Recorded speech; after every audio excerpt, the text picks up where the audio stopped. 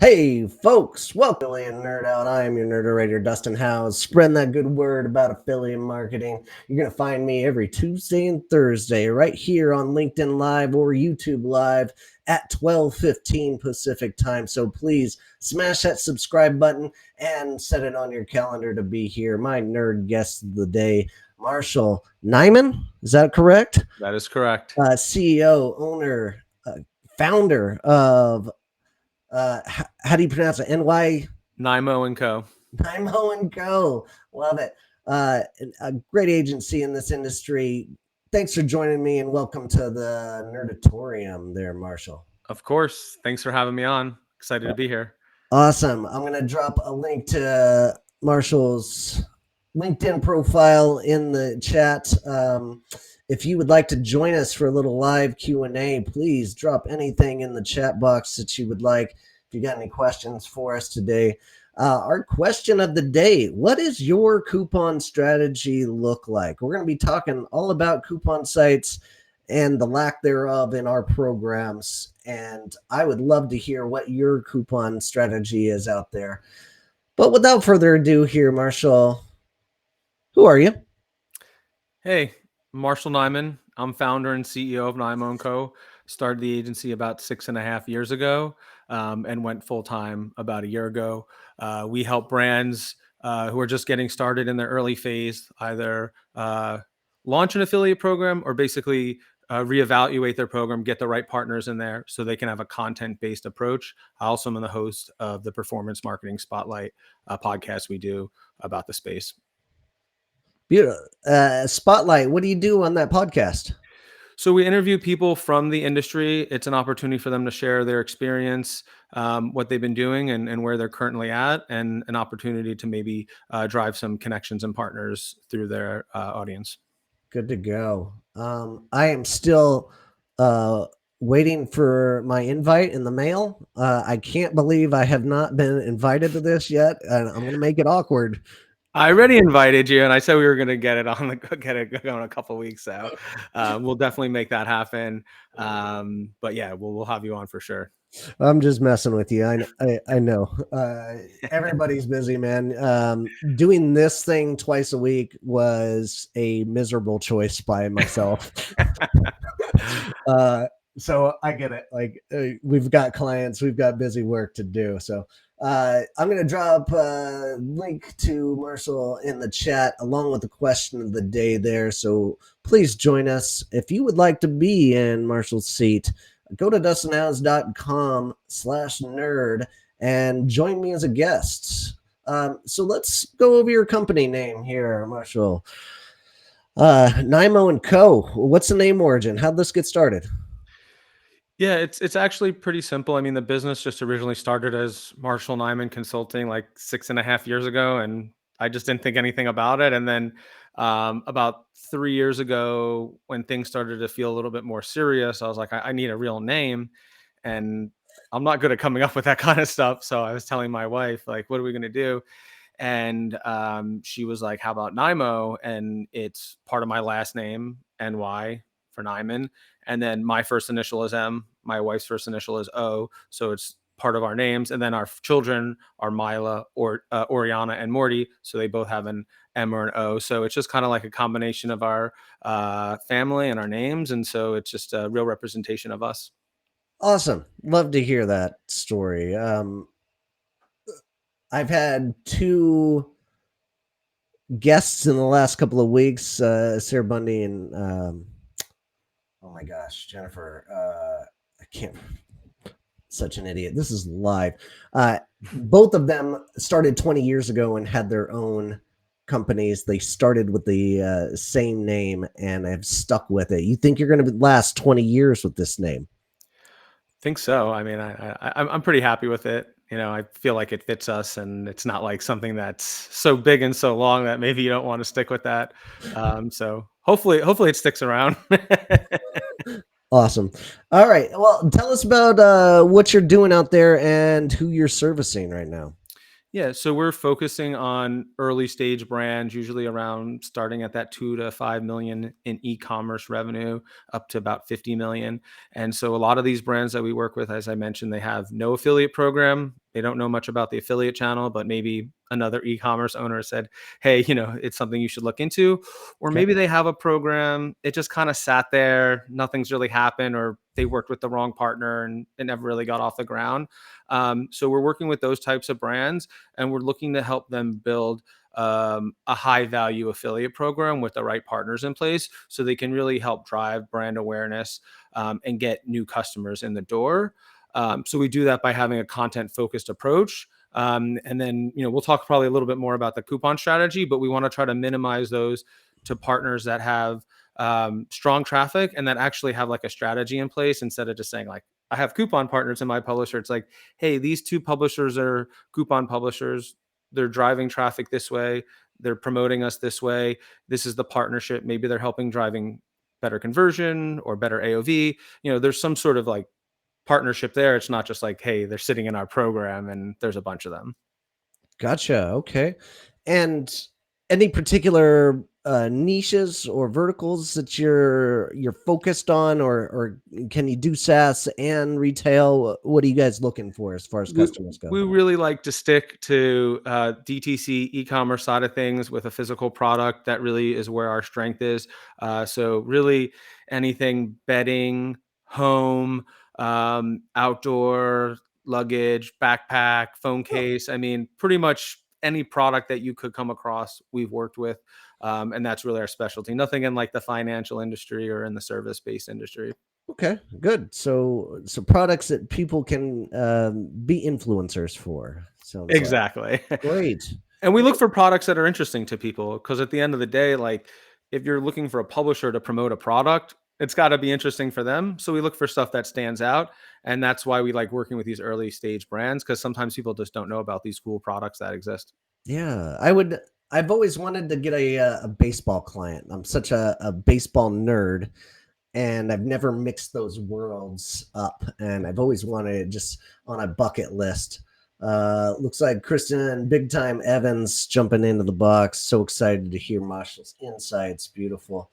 Thanks for joining us, Kristen. So let's talk about content and what it means to you. Can you explain what content marketing is to you? Yeah, I think when I say content, I'm using like a very broad definition. But for me, really, content can be an influencer that's on social. It can be a mass media partner that's creating SEO content. It could be a niche site. It really could be any site that's developing something that a reader can learn more about a product from. Okay, excellent. And you gravitate towards these in your affiliate program. I do the same. I've had this stance for a long time, but tell us about your coupon and loyalty sites. What is your stance here with bringing them into your program? I think it really just depends on what the goal of the program is. If your program is content heavy, you want to make sure to give proper attribution and credit to those people that are driving that first touch point, because Hmm. somebody that doesn't know about your brand, to me, is more valuable than maybe somebody that knows about your brand or is already on your site. So that's really like the most important thing, is really giving credit to who is due the credit. So with our coupon and loyalty strategy, we really want to think about what's going to elevate the program and what's not just going to fill it up with a bunch of publishers to make it look like there's a lot of revenue. We really want to help try to drive incremental revenue or new customer revenue. So that's really what we start to think about. So the first thing is just like from an attribution standpoint, do we want to have a separate conversion line for coupon? So that way, like our loyalty and our content partners are still getting credit. And then, if somebody comes through a coupon site, they'll get credit, but it won't take away from those other partners. And that's really important to us to protect the content partners, because that's what we value as that new customer. And so if we're not giving them credit for those sales that they're driving, they're not going to see value in the partnership because their commissions are going to be low. So we really want to do everything we can to have a strong commission for those content partners. And we really Hmm. just kind of want to segment out the coupon and loyalty sites so they have their own funnel. They're not competing against each other. And that's really like what I think works best as far as like setting the program up. As far as strategy, I think there's a lot of things you can do with the coupon site. I think most people, from what I audit a program, aren't doing any of them. It's just like, hey, we've turned this coupon partner on. Maybe they've created a coupon page and like that's it. But looking to optimize that, making sure maybe you have a unique code that's only works for that partner. Maybe you're trying to get higher AOVs, or maybe there's certain products that you're focused on, conversion, whatever it is. If you tell those coupon publishers what you're trying to do, then they're able to put together something where you can work together and have a Mm. strategy where they're actually going to help you with new customers convert or drive higher AOV versus just like, hey, they're in our program, we have a bunch of them. So that's why I like to only have a couple, because you can really have a targeted strategy. Solid points. Let's see. We've got a viewer in here that says, "Love this. Thanks for joining us, Kellyanne." And I feel the same way. Like I'm always trying to give those content publishers that are usually top of the funnel the most credit I could possibly give, and limiting the amount of coupon sites that you can actually have contact with and can keep updated coupons that you actually have available is super important. And if you do this strategy, for me to coupon is a great partner to help keep those coupon sites with the right content and available coupons that are available, because it just makes for a bad user experience if you have a bunch of coupon sites that have fake coupons out there. Yeah, it's something you got to really keep a close eye on. I think it's also a big responsibility of the brand to keep whoever's managing the program informed of like, these codes are not active, these codes are active, this is what's coming on, and really managing that. I feel like, if you have a good relationship with a coupon partner and you have a strategy there, you make sure the coupons are working all the time, because I think everybody's been there. You go to a coupon site, you look at the coupon, you put it in, it doesn't work. Like, that's a bad experience. So you want to limit that for your customer. You want to make the checkout as frictionless as possible. Well said. So you get a hold of a new client that just had a program that's just not working. They haven't figured it out all of it yet. And first thing I like to do, maybe you're in the same boat, is go and audit the program and figure out who's winning, who's losing, who we can cut, who and the gap analysis essentially of who we're missing as big players that could be effective for this brand. What's your audit process look like? Yeah, we offer a free audit to anybody that's interested, and I Oh. think it's a good way to really get an idea of what's going on in their program and what the opportunity is. Mhm. The first thing I look at is the publisher mix. To me, that's really the most important thing. Um, 95% of the time, the publisher mix is pretty much all coupon. Maybe there's a few loyalty partners. Sometimes there's no content publishers. So really just looking at the mix of publishers, that's the first thing. If I notice that the mix is not the right mix, that's really what I start with.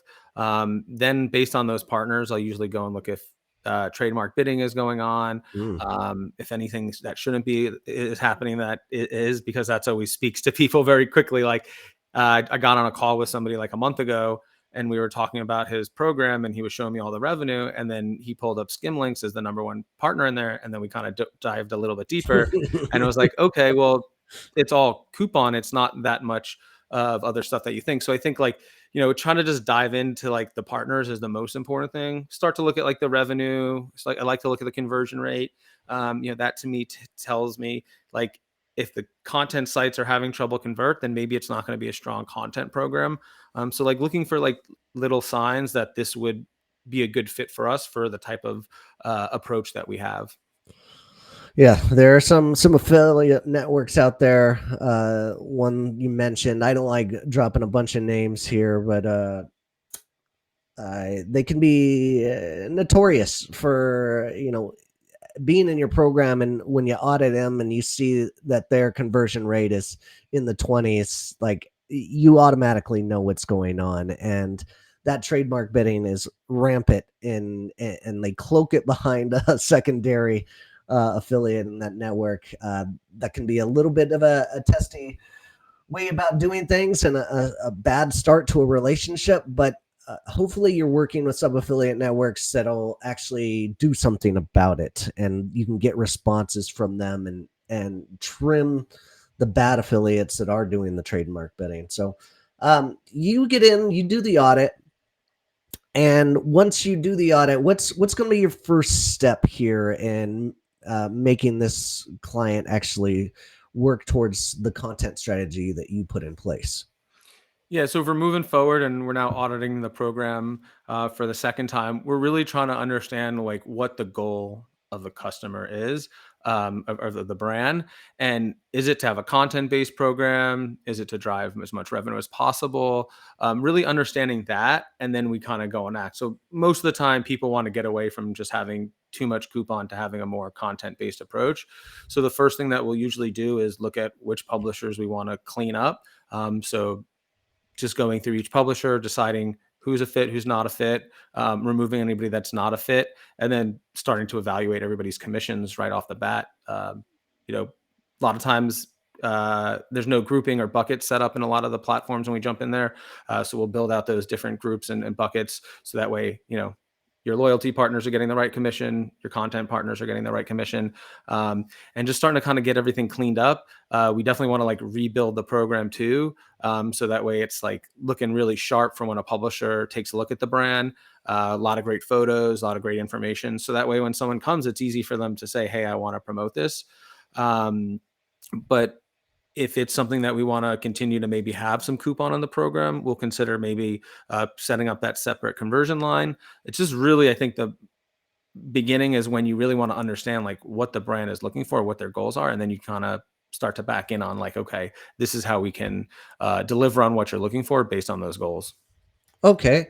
So we're getting into that attribution standpoint. Like what is that first step? Do you decide that with the client whether or not to keep last click or to go to last click or to do some kind of split attribution? What are usually your suggestions in this space? I think for the most part, majority of our programs are running on last click. That just seems to be the most effective way currently. Um, Anytime we've kind of looked at doing split attribution, it gets very sticky, especially if you have loyalty partners in there. So that's why we like to set up that separate conversion line, because you can basically, keep everything separate and not kind of break everything. So that's kind of like the way that we typically approach attribution. I think there's a lot of things that are happening in the industry now around attribution, and things probably are going to get in a better place. I think there's, like, is things tracking the best way? There's been a lot of changes with the way that the browsers act with things. So there's definitely a lot of things on the attribution front. I don't think there's any like perfect science right now, and Mhm. I would say the majority of programs probably are on last click, but I don't know necessarily if long term that's where things are going to stay. Yeah. I don't think there is a perfect solution in any program. I've never found a perfect affiliate program. Every company's out there growing too fast to like really hone in on growing this affiliate program in the right fashion and like keep up with that.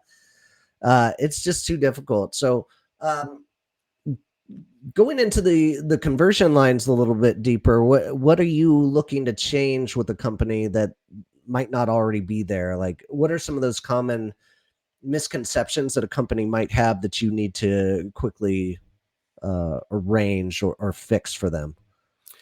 Well, that, they should just let all the coupon partners basically get all the credit. And Uh-huh. that's why we're setting up that separate conversion line to make sure those content partners are getting credit. I think sometimes it's a tough conversation because it's going to drive your costs up. It's not going to drive your costs Yeah. down because you're going to start paying more for conversions that some of those content partners. But if you feel like there's a value in coupon and you want to have both of that and you want it to interact the right way, that's kind of why we go that approach. Because a lot of times brands that we work with will say, hey, we don't want to do any coupon, but then maybe at some point they will, but they're afraid that like might affect the program. So that's usually kind of what we're trying to understand, is just like, what's the best approach? How can we treat affiliates the best way? Think anytime you can really think about it as an affiliate, it helps position things in a better light, because, they're in a tough seat. I can only imagine how many emails and how many people are hitting up the publishers. So just making it as easy as possible for them. For sure. At least the good ones, they're getting hit up on the daily, hundreds of times, likely. Oh yeah, I at don't least. even know how email marketing even works anymore. Like it is getting more and more difficult to get answers. Yeah, I Um, think 100 would be not that many. I was talking to somebody about a year ago, and he was like, "I went away for a week, and I checked my email, and I still had thousands of emails." So I was like, "Oh man." Brutal, brutal. All right, we're gonna pause right there and talk about our sponsor of the day. And if you guys were wondering why my face looks like I live in Sector 1 of the Hunger Games, it's because I am a big fan of Movember. Movember is a big part of my history and my life. There is a statistic that every 3 out of 4 suicides are from males, and that is a sad stat to hear about. You never know what guys' health is going through, and personally, it's starting to rain here. I'm going through a little bit of seasonal depression, and I felt it, and it took me 2 days to get out of a little funk. And it's okay to talk about that, and that's what Movember is all about. They are dedicating their dollars into this charity to bring more attention to men's health. And get out there, go to dustinhouse.com/mo, donate to my cause, and learn more about what we're doing out here with Movember. Grow a mustache if you like. You're a beard guy, it looks like there, I Marshall. am, You're a but it's a beard. good cause to get behind, and I'm a open book, and I think a lot of people aren't an open book. So I think feeling comfortable to tell people things. Everybody goes through stuff in life. Everybody's dealing with challenges. So I feel like when you open up to other people, they start to open up to you, and you realize sometimes it feels like you're in this little bubble, but actually you're not. Everybody's dealing with the same thing. So definitely a good sponsor. Thank you. Yeah. And they're not an official sponsor. I'm just trying to help the Yeah. cause here today. So, and I'm glad you bring that up. We are transparent folks, and I'm glad you can talk about it as well. And let's jump back into uh, this network influx of applications. We are just talking about how many uh, applications that you might get from a good program. But some networks seem to be going a little bit faster than others. Are you seeing any trends out here with even more applications coming onto your doorstep here? I mean, I usually tell everybody deny, deny, deny. I probably accept maybe 1% of applications Shut into our up. program. Oh my gosh. Really? Yeah, from my experience, you have to go out there and get the people. The Sure. people aren't gonna come to apply to your program. What we're seeing, the ones that apply to the program are usually not the partners that we want.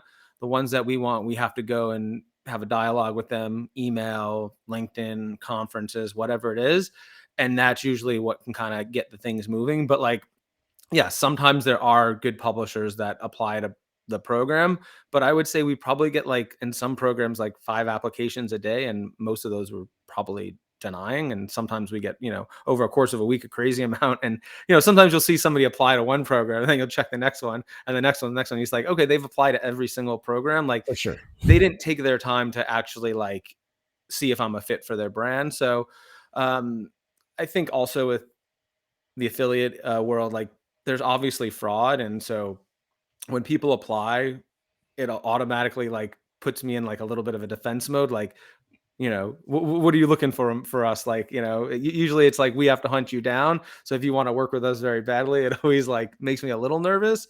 Hmm. But for the most part, like, we don't find reaching out to people via the network, or people reaching out to us via the network, is the best way. We find, like, you have to kind of go out and do it with the human touch. For sure. And I'm surprised to hear you would say 1%. I've always given it like maybe 5 to 10%, but it is pretty bad out there. It's pretty bleak. And I'd say some networks are a little bit worse in that kind of capacity than others. I've got a comment from Kristen Big Time Evans. Yes, you can learn a lot about yourself if you allow yourself to be open. Kristen is another open book character. And that's why I love her so much. So the applications are coming in. What is and your process is just try to get through that in the morning as quickly as possible, and or have your team. I mean, it's a great way for your team to learn a little bit more about affiliate marketing. I feel in applications is one of my you know favorite parts of the day. I like going through bad websites and like saying no. It's some of them Oh are man, I'm the one on hilarious. the team. They always send me like we'll talk about it like in Slack. Like somebody will be like, "Oh, look at these applications." So like we're talking about it, but most of the time it's like this isn't a fit. But they'll be like, "I don't know if I'm going to click on the URL." And like me, I have to click on it. I gotta know like what is Sure. it, and then I'll send it to them. They're like, "Okay, it's safe to click." Like, but I was on a call earlier today, and one of our managers was saying she clicked on a link and it took her to a porn site. So, you just never know with some of those applications what you're going to get. You really don't. It is a crapshoot, and especially if the networks themselves aren't doing some kind of filtering with the websites and verifying that it is their own. That can get a little shady. But how about compliance? Like you've already let these folks in. It sounds like you've got a pretty good bouncer at the door for the applications that are coming in and the folks you're doing. So what do you have to do in terms of monitoring compliance? Yeah. I think you kind of hit the nail on the head. Like we have a bouncer at the door basically. So we don't find too often bad players or bad actors. Most of the time, we're very clear with the rules and we're following things very closely.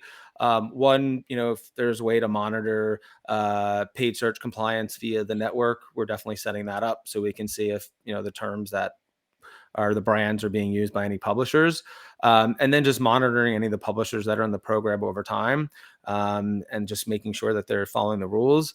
I think also keeping a close look on performance. If you start to see something performing like it, and you're not really sure what's happening there, look into it. We noticed that a couple of weeks ago there was this partner and it's like, what's going on? And reach out to the network. They didn't have any info about it. And we kept reach out to the publisher again, couldn't get anything from them. We removed them, and then the network ended up kicking them out as well. So like, it just you just got to keep a close eye on it. But usually when it like seems too good to be true, like start to look a little bit closer.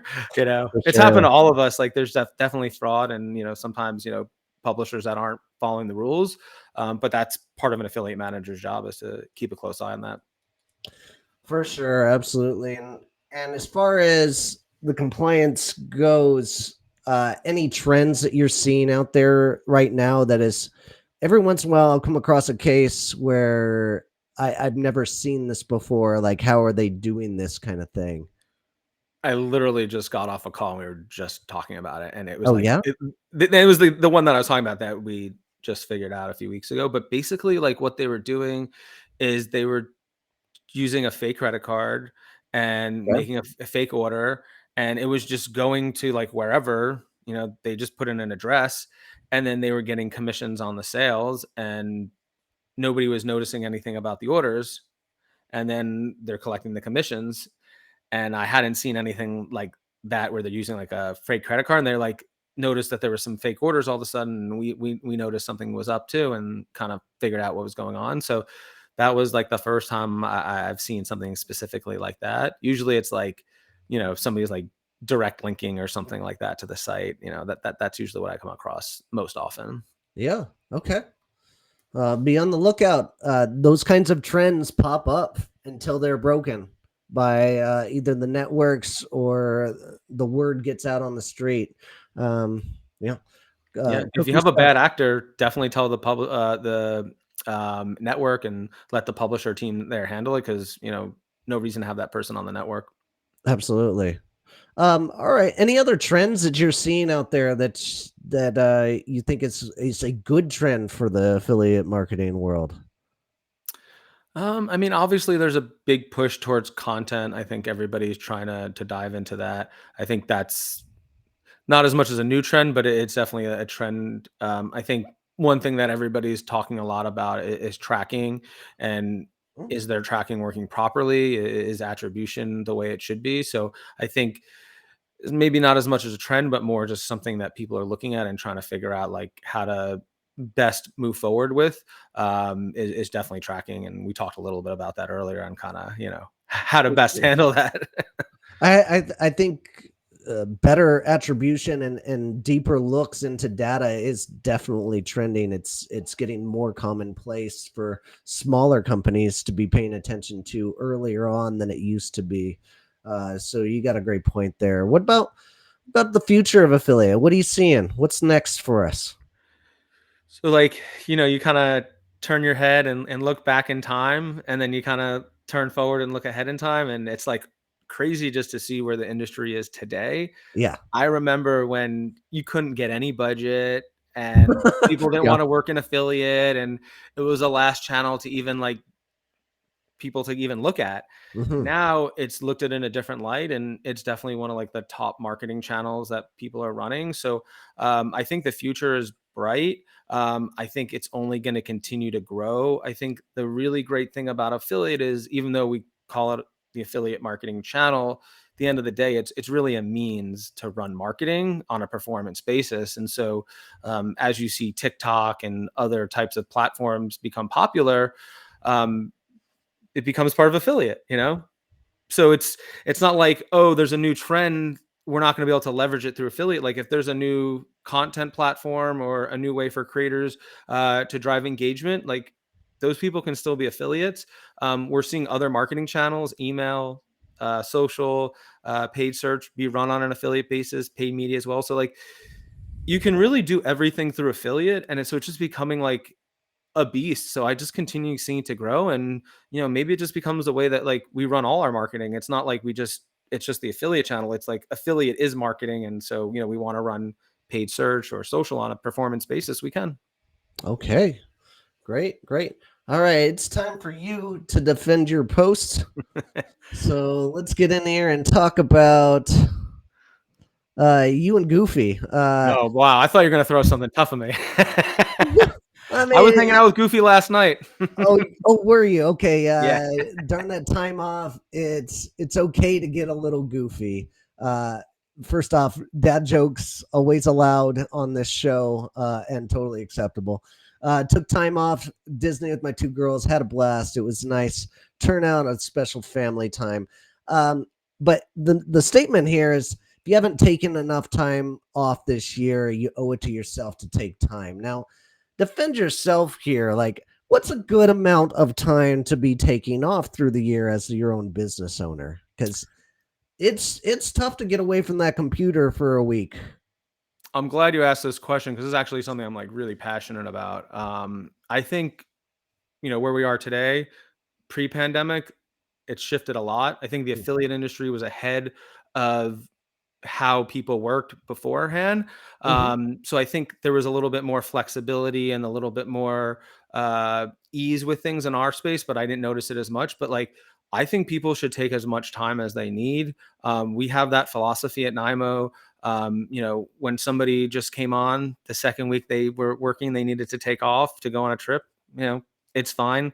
They're going to be going away for 2 weeks again. Like people take the time they need. I think, we really need to start talking about like minimums and not maximums about Oh, people taking time off. Like if you're in my company and you haven't taken enough time off, I'm going to say something to you. Our director, Lynn, like, I noticed, you haven't really taken too many days off. Like what's going on? And then she started taking a little bit more time off. She's gone camping. She's done some things. So like, I tell everybody, you don't have to go on like, a big trip to Europe for 2 weeks, but like even just some days to get away from everything, decompress. I think going back to what you're talking about with Movember and mental health and taking care of yourself, like as a father, I'm responsible for taking care of my family.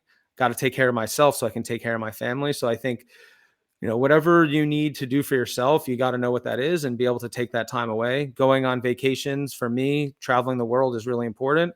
So that's what I tend to do when I have my time off. But hey, if it's playing with your kids, going to the park, sitting at the beach, whatever it is, I think people need to get time away to really reset.